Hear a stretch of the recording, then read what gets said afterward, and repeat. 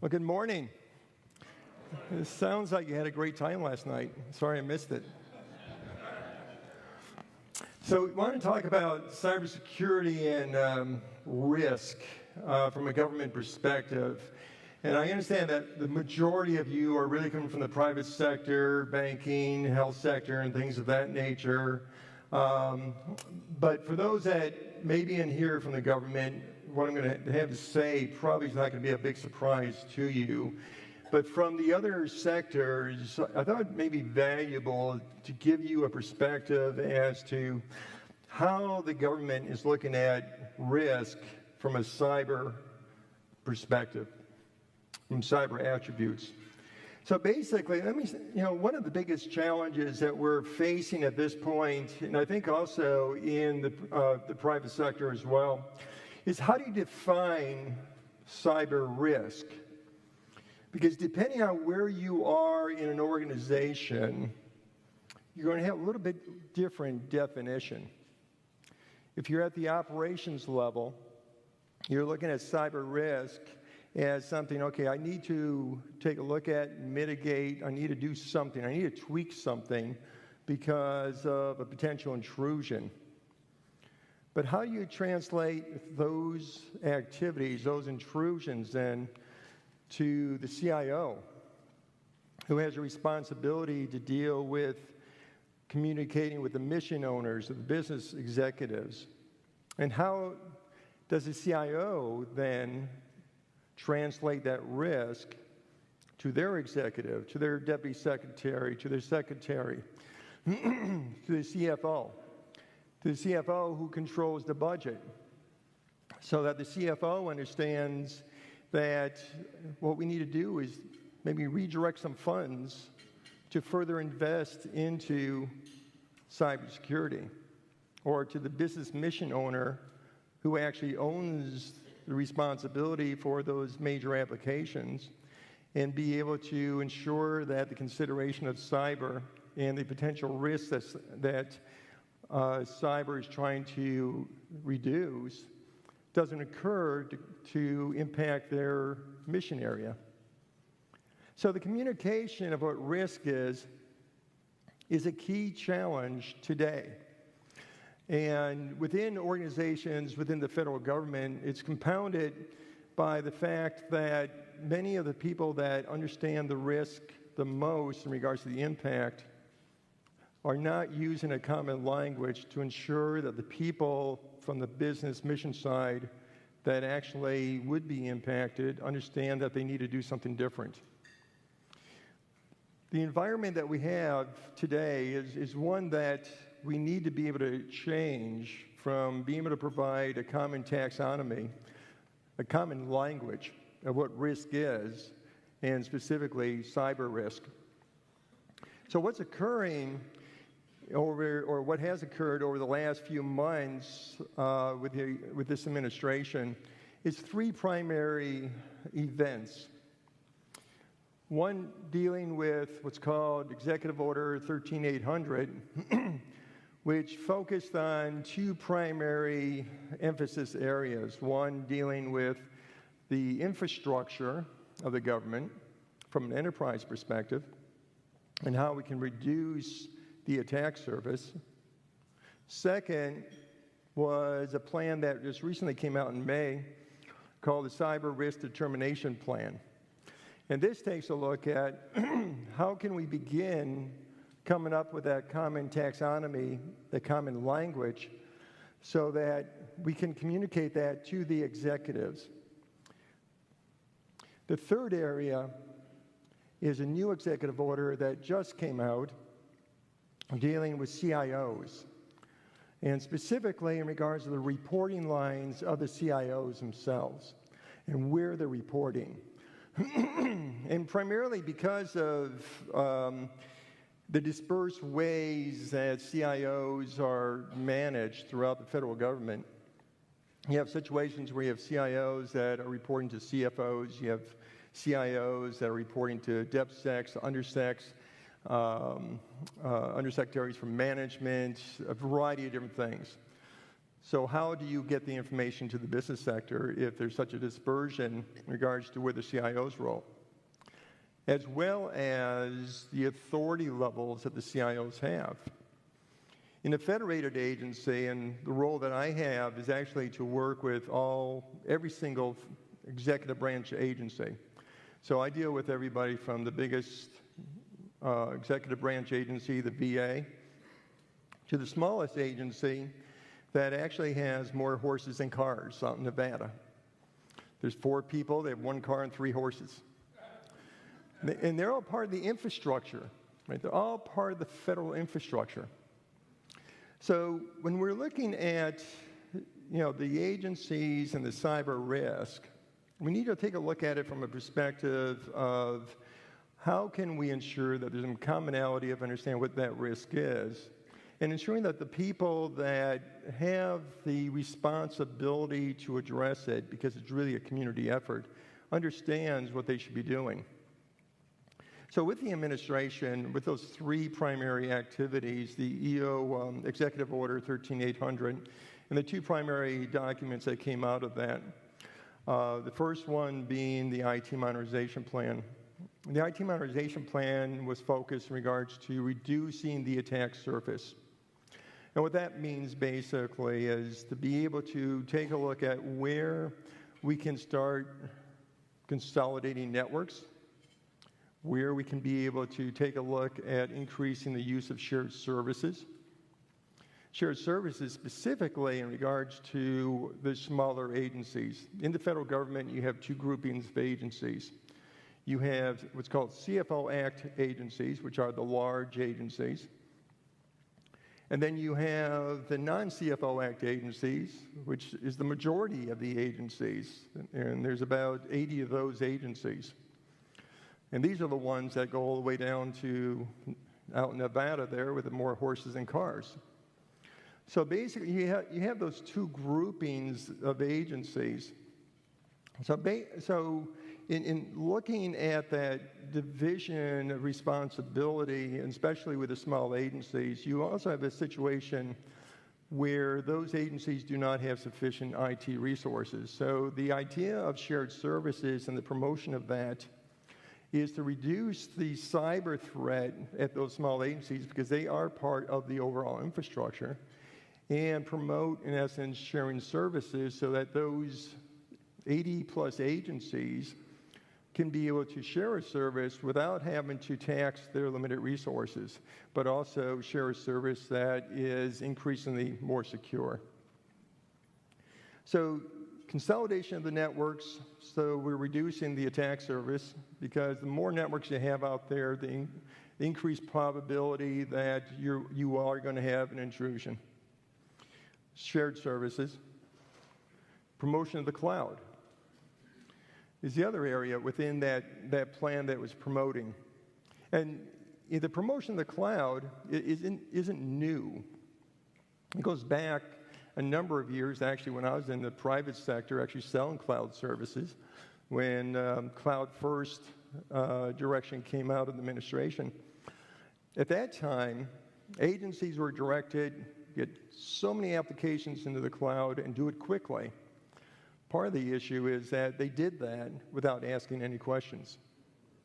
Now, when I was on the private sector side, that was okay because I was doing well. It was a good business model for me. Reality-wise, from the federal side, though, it was lacking the guidance as to what that responsibility of that agency is in regards to making sure that things are secured in the cloud. There wasn't a lot of questions raised. Now, since then, a number of different activities have occurred with FedRAMP and a variety of other acts and things. But it was a quick movement. So in the administration's IT modernization plan, that element to try to reduce cyber risk, the idea here is how can we leverage our current programs so that we can start moving it from the current static infrastructure environment to, in essence, the cloud infrastructure. So we are working very diligently in regards to what we need to do to not only support agencies in understanding what the questions they needed to ask, what they need to do from a migration path to ensure cybersecurity is embedded, and also the type of contracts that need to be put in place. But also, in addition to that, what can we do from our role as DHS in securing the government? What can we do in regards to making sure that our programs are also morphing to be able to address the cloud environment? The last thing in the IT modernization plan is that one component is what's called HVAs, or high-value assets. These are the crown jewels of the government. These are the applications that all the nation states want to get into. One of the roles that my organization has is actually to assess all those HVAs and take a look at the levels of security around them and make recommendations as to how to secure those high-value assets. So in the IT modernization plan, it re-emphasizes the need for agencies to actually understand what their high-value asset is. Part of the challenge that has been in play historically is the definition of high-value asset. Is a high-value asset one that you're running a COBOL-type system and you only have 3 people that still remember the code? Is that a high-value asset? Or is it a system that actually has, like, say, OPM, as an example, with all the PII, or systems being from DHS in regards to, like, our fingerprint system, right? So in having the agencies through the IT modernization plan be able to get a better sense as to what a high-value asset is, we then take a look at how we can start moving our security programs closer to the data, not only focusing on the infrastructure, but more closely aligned to the data itself. So the one element that has come out of administration with the EO 13800 is that IT modernization plan. But what that does is take a look at trying to reduce the attack surface for agencies. But what it also does, it indicates that agencies also need to take a look at where it is sharing information about cyber incidents, cyber threats. Until about 2 years ago, 3 years ago, before a program called Cyber Sprint that a previous federal CIO had put in place, agencies were very independent organisms.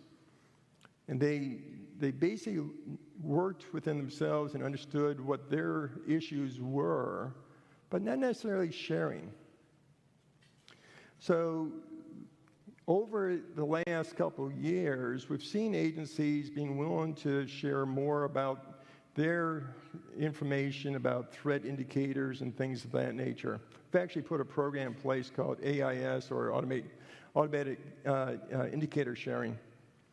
And this actually has expanded now to not only grab the threat indicators that agencies are seeing and are sharing, but also it's been expanded out to the private sector. So many private sector partners now are working with us to share their indicators. And we share it back. And we also share threat indicators with the intelligence agencies and back and forth. And the whole intent is getting a sense as to, okay, what is it that we should be looking for? What are some of the trends? What are some of the trends that we need to prepare for from a cyber risk aspect? So the IT modernization plan is looking at trying to reduce the threat landscape. The second product that came out of that executive order was called Cybersecurity Risk Determination Plan. And again, that one just came out in May. And what that does in regards to addressing cyber risk is basically have the agencies adopt what's called a cybersecurity risk framework that NIST had put together. And within that framework, what it tries to do is to set up a taxonomy of terms that could be used and understood at each of the different levels, the operations level, the CIO level, and the CX level. They'll primarily focus on 5 different areas. Identifying the threat, be able to detect the threat, be able to protect it, to be able to address it, or in essence, resolve, and then recover. Respond and recover. Those 5 areas in this framework are set up so that basically, and there's multiple sub-areas in each of those, that in taking a look at the results of that cyber framework, it is much easier to have that information about that cyber risk being interpreted at each of those different levels.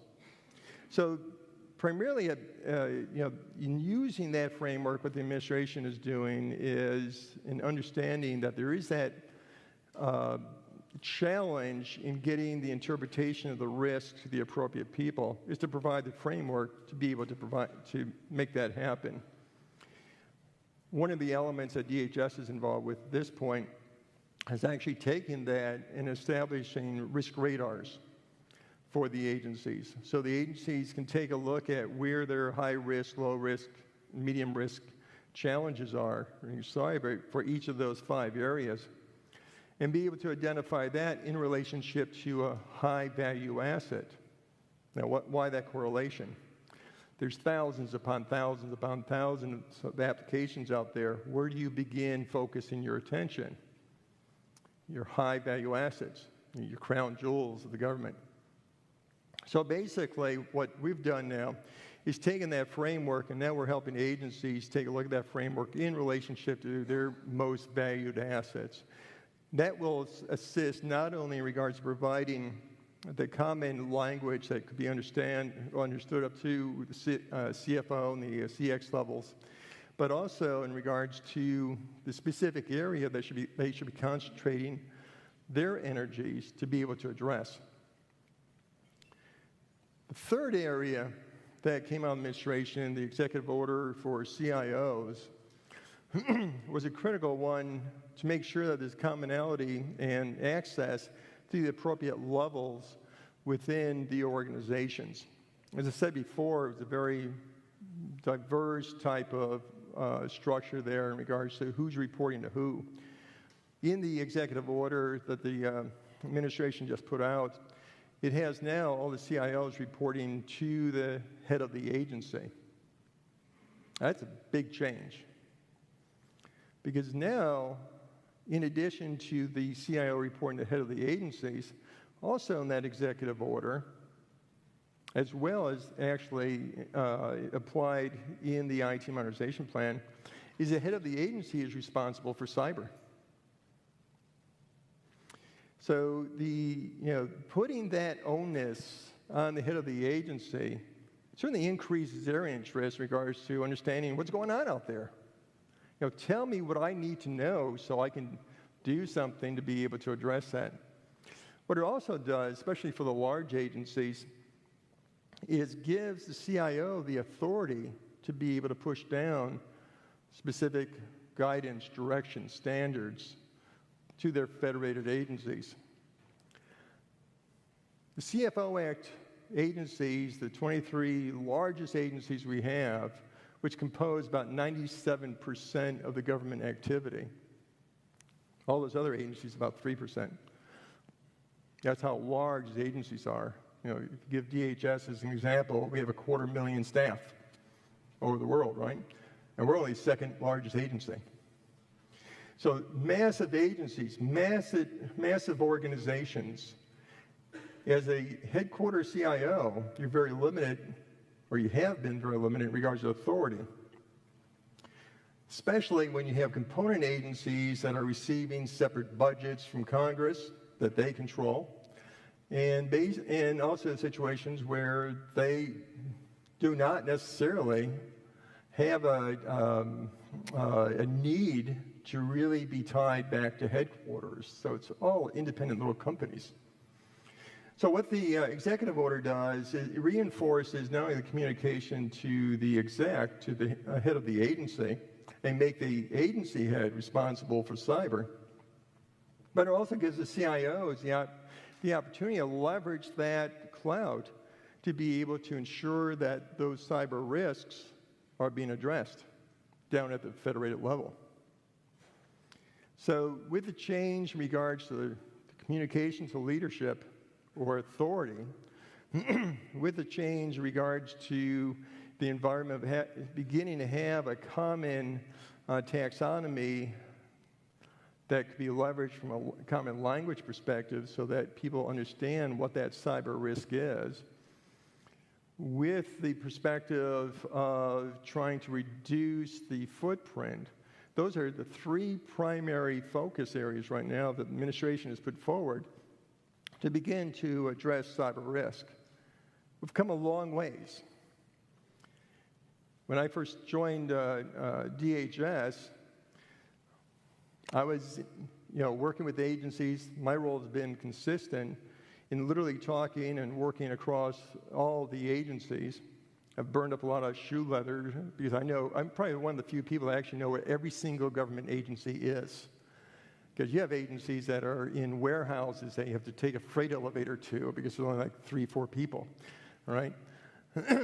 But they really have gone from a situation where of total independence to really coming together as a community as to how they need to work together to address the cyber risk. What's been lacking is the ability to get that message to all the appropriate people that can be able to provide the support to address that risk. A couple weeks ago, I was doing a presentation for a group of CFOs, a group about the size of this, and on the stage with me was the CFO for DHS.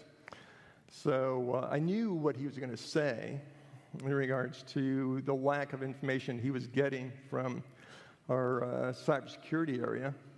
Fortunately, in my role, I have the responsibility to work across all agencies, so I actually assess DHS as I would any other agency. So at least his comments weren't directed to me, but directed to the CIO for DHS. In regards to, I get this scorecard, he says, I have no idea what it tells me. I see all these different colors, but I don't know what it tells me. It doesn't tell me where I need to make an investment. It doesn't tell me where I need to redirect resources. It tells me that I'm okay here and I'm green here, and I'm red here. I don't know why I'm red. Plus, I don't know what I'm supposed to do about it. So again, going back to one of the initiatives of the cyber framework, it's to provide that common language. And that was actually part of the response I had with him. My response to him on the scorecard is that, you have the red, yellow, green. Myself, I'm colorblind, so I have no idea what that means either. But, where can we get those risks so that we can interpret it so that at the CFO level and the other levels, we can actually make a difference? So that's where the administration is going. Now, what's the environment that this change is moving onto? So I talked about, how we've morphed a bit from independency to community, and now we're in a situation where, yes, we're sharing more information, and we're becoming more integrated in regards to understanding that a risk here can impact somebody over here. But what's the environment now to get to this next stage of, okay, we need to take a look at the consolidation or optimizing infrastructure. We need to be able to move more aggressively to the cloud. We need to be able to move forward on the shared service activities. Those are big changes that we need to be able to better communicate up. Well, what's the environment look like now that, in essence, this change is sort of coming on top of? I was on the Hill about a month or two ago, and I was asked by the Appropriations Committee as to, given where the IT modernization plan is going and the changes it wants to put in place, are they going to be successful? And I looked to my right, and my boss was far enough down, I knew he couldn't kick me. And I looked him in the eyes, and I said, no. And here's why. And I explained that you have to understand the environment that we're trying to implement all this change onto. You just can't drop it. You just can't say, here it is, now do it. Because the environment that we're working with is significantly different than an environment that, just saying that, putting together a framework and saying, implement it, it's not going to be as successful. Because you need to have people that are going to understand what their role is, but also, more importantly, you need to have continuity. In other words, you need to have people that understand their environment, their mission. If you're going to change something on the infrastructure side, you need people that understand what that infrastructure is all about and what that change means and what they may need to do. You need to have leadership that basically is going to say, yes, I'm going to support it, and I'm going to be here long enough to make sure it occurs, right? So we're in an environment where there's a revolving door of CISOs. We're in an environment, there's a revolving door of CIOs. We're in an environment where many people are coming in without government experience or understanding the mission. So when we start talking about these major initiatives, we need to take a look at what the capacity of the agency is to be able to adopt them. And that's where DHS is coming in more significantly and working with those new executives, the new CIOs, the ever-changing environment of the CISO, so that they have a better understanding of where they need to focus their attention, that from a CIO perspective, they have an understanding as to what their responsibility is, but also the need for them to take the risk information and be able to share it with the business executives. We're involved in training the new deputy secretaries and the secretaries. We provide the threat briefs to them so that they understand the impact of this. But we need to be able to understand that change is, the changes that they're identifying are the right ways of going. But how can we move that so that it's successful? And that's where DHS is coming in right now to be able to support the agencies along that line. So a lot of from the administration perspective, a lot of very focused areas that they want to be able to influence. Our role is to make sure that we can successfully be able to bring that into the agencies. Now, earlier we were talking about what the environment is. Right now at this point across the government, you have very few CIOs that have long tenures. You have new folks coming in that again, never been in government. So we need to be able to not only build that communication and common language of risk so they can understand it, but we also need to almost go backwards and say why it's important. Why it's important to their business mission area and help them better understand that. So that's the landscape. I wanted to give you a perspective of where the current state was, what the administration's doing, and because there's a lot of news in the paper or news out there about that, but we need to remember what the environment is that change is moving to. So I wanted to sort of give you a foundation as to where the government is along that line. And I think we're ready now to be able to go to open for questions, and that's the important part of this session itself. So I'll stop there.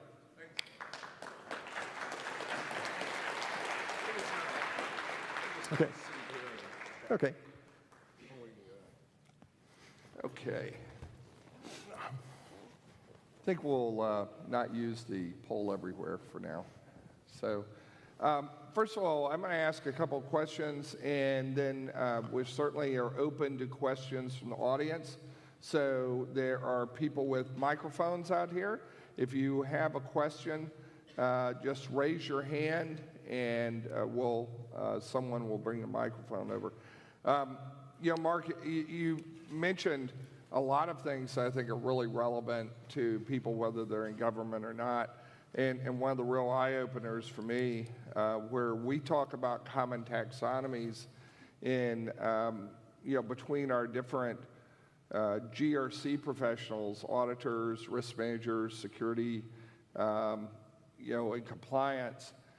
You were talking about a common taxonomy between those types of people and the business leadership. And that, to me, was a real eye-opener.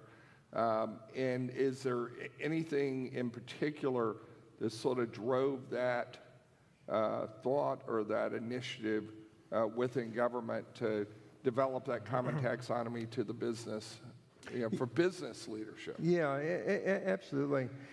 I'll give you an example of a threat brief that we provided for one of the large agencies for all their business executives. And these are folks that own specific mission areas.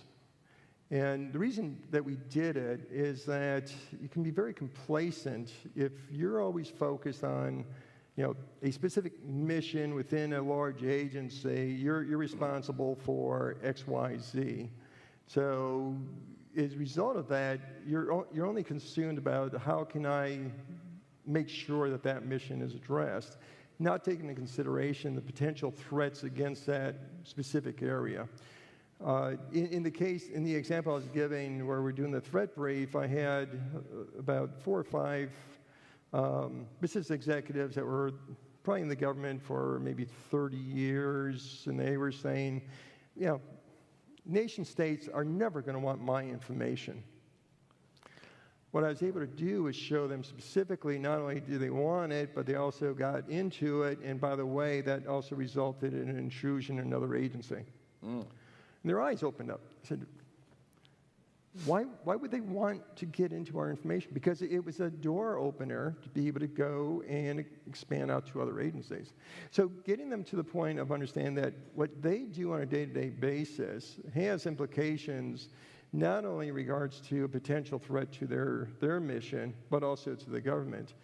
It started raising questions as to, okay, when they're looking at putting in new systems or modifying current systems, they need to think about the cyber implications up front, as opposed to just sort of a tag on. But being aware, I've been in this business for now a little over 40 years, and only recently my father, who's 92 years old, really understands what I do for a living because he had his identity stolen. And he said, "Oh, that's what you do. You try to make sure that doesn't happen." So in the case of a business mission owner within the government, in that case, not identity was stolen, but other things were stolen, but they were responsible.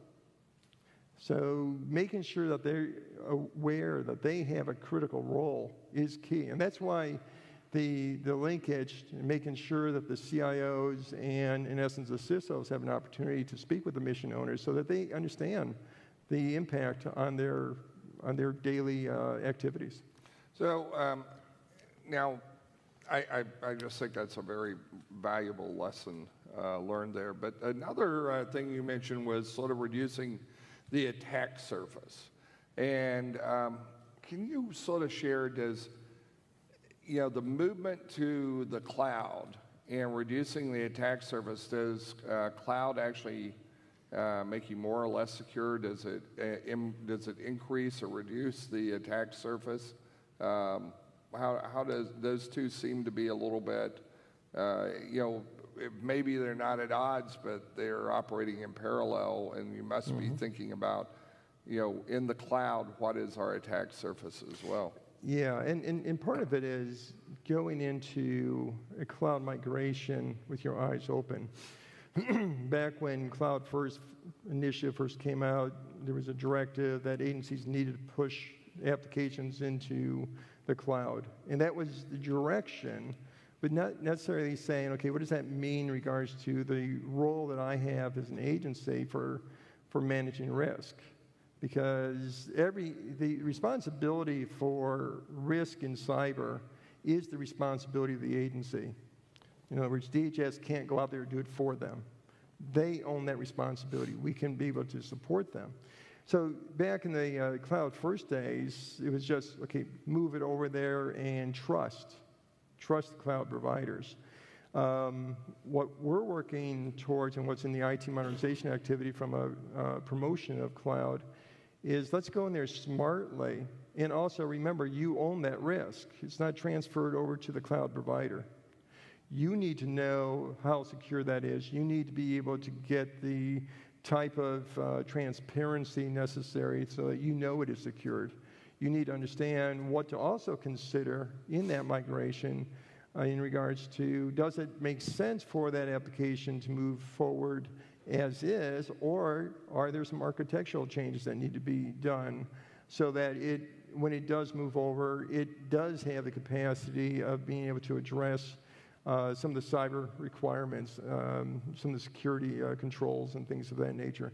So we're making them to be smarter as they go through, but also ensuring that the conversations with the cloud provider, we have the level of transparency that we need through our contracts to ensure that, the set of controls that are necessary for that level of data, be it, if it's a high, or low or medium level controls are occurring. And so we're making them smarter. Now, what it does, because reducing the attack surface, is that it'll take those applications and move them most likely into a more secure environment if we're smart in regards to what we're expecting from the cloud provider. Okay. And I know there's a number of different programs, FedRAMP in particular, that help for certifications. Yeah. Yeah. The other, I know you mentioned, some of the technology initiatives that we were talking about prior to the session included dashboards and things like that.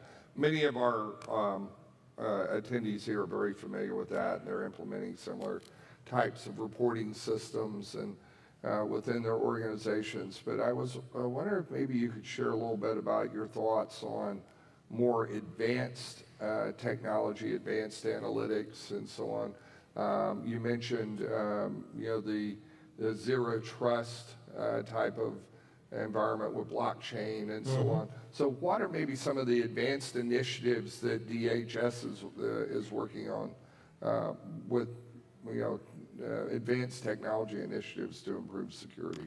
Yeah, well, under the IT modernization plan itself, given that it's stressing shared services, given that it's stressing the cloud environments, and also the high value asset in being closer to protecting the data itself, our major programs like Einstein, CDM, AIS, and such need to morph to be able to address those changing environments as well. So the way that that's being approached is with the Einstein program, we're actually engaged with a number of pilots at this point with agencies and major cloud providers as to how that program can be, in essence, be able to start be leveraged in assessing the cloud security perimeters and how the type of threat data that we're collecting, we can get a better sense as to how well that cloud provider is providing that information. So in other words, we have to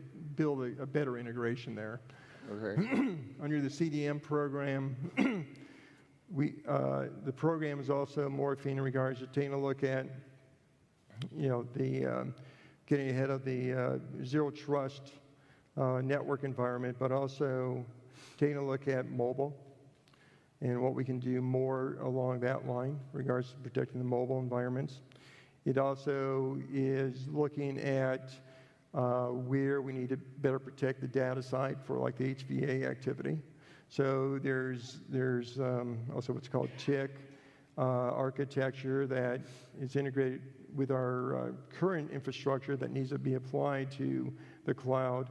We're putting together a new architecture associated with that. So as part of the IT modernization plan, we are directed to be able to begin morphing to be able to support those environments. At the same time, we realize that we cannot forget where agencies are today. And that's why we are continuing to move forward with the programs like CDM, and now recently, as the dashboard's coming in, be able to help agencies be able to collect that information in real time to make better decisions. But from a composite perspective, we take that information, and we also look at other information sets that we gather so that we can be able to provide a broader sense of where the agency needs to focus their cyber attention so that they're not relying on one type of dashboard or one set of cyber risk indicators. We're looking at the whole picture, and we're looking at the trends, and we provide that information back to the agency. Well, we're really up against our time. We just may have, but I kind of wanted to summarize real quickly here. I think there are a number of lessons that came out of your discussion around what DHS is doing. And first of all is to work and share with others, right? So you're working with 106 agencies. You're not just looking internally at your enterprise. And identifying the high value assets. So having some type of information governance program in place that looks and says, oh, here's what we really need to protect, because information's everywhere, but what is it that we really need to, the systems and so on that are most important to our mission. The taxonomy and communications with business, that was very interesting what you pointed out around the CIO now having a direct line to the agency head and the agency head in charge of cyber risk. And then the exploration that you're doing, looking at other alternatives, looking ahead, at some of the more advanced, architectures such as the zero trust environment. So very good. So thank you, Mark. Thanks for being here. Oh, my pleasure. All right. Thank you.